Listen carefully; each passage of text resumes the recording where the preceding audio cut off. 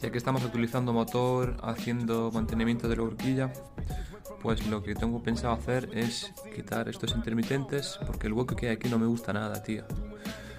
Entonces esta luz bajaré hasta el final y pondré unos intermitentes nuevos. ¿Qué son estos? El cable va camuflado de puta madre, tío. Entonces esto va directamente en la horquilla y el cable muy bien escondido, no se va a ver nada, tío. Y así como ha quedado, tío. De puta madre, loco. Intermitentes funcionando de puta madre.